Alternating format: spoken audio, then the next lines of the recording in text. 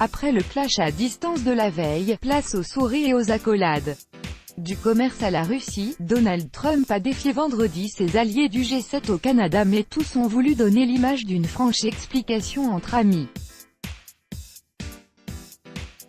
Et le président américain s'est dit confiant sur la signature d'un communiqué commun à 7, samedi soir.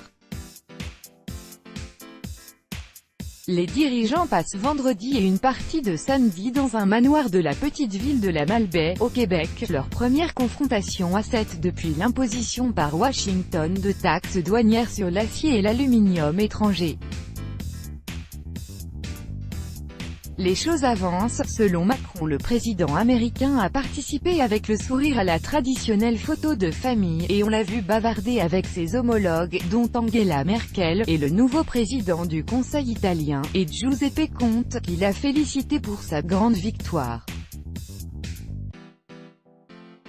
Aux côtés de Justin Trudeau, il a affirmé contre toute évidence que la relation américano-canadienne n'avait jamais été aussi bonne, et qu'il pensait que les 7 se mettraient d'accord sur un communiqué conjoint, sans donner aucune indication spécifique sur un éventuel terrain d'entente. Le travail se poursuit au sommet du G7, discussion sans tabou sur les règles du commerce entre l'Europe, les États-Unis, le Canada et le Japon. pic.twitter.com/fifjudentp Emmanuel Macron @Emmanuel Macron, juin 8, 2018. Même ton positif et même propos vagues lors du tête-à-tête avec Emmanuel Macron. Les choses avancent dans ce G7, a affirmé le président français, se félicitant que le dialogue ne soit pas rompu. C'est mon ami, a dit Donald Trump, qui a là encore promis un mystérieux résultat positif. Le dialogue, encore et toujours. Échanger, tenter de convaincre, sans cesse, pour défendre les intérêts des Français et aussi de tous ceux qui croient que le monde ne se construit qu'ensemble.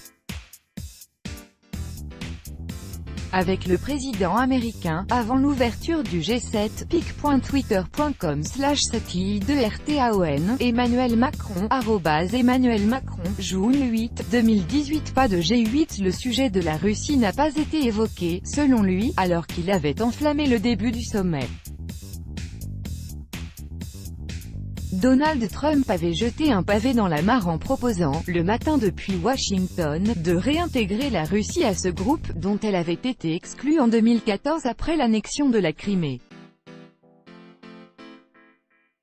Un haut responsable de la Maison-Blanche a finalement expliqué que la suggestion du président américain n'était pas prévue.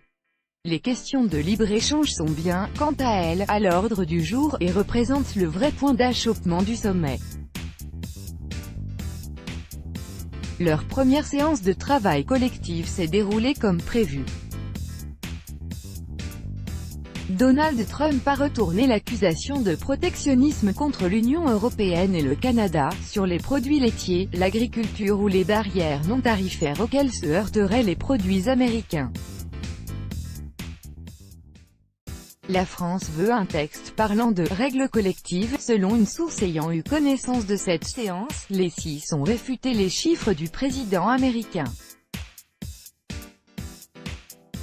Le ton est resté professionnel, et le fossé large. Les 6 leaders veulent éviter une guerre commerciale et convaincre le locataire de la Maison-Blanche que les tarifs nuiront in fine à l'économie des États-Unis, et à la croissance mondiale. Mais Donald Trump entend les forcer à importer plus de produits Made in America, comme il tente de le faire en ce moment individuellement avec la Chine, le Mexique et le Japon.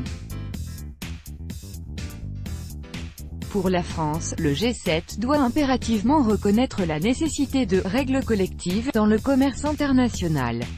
Tout texte final, qu'il soit signé par les 7 ou seulement 6 pays, doit selon l'Élysée inclure une telle formule.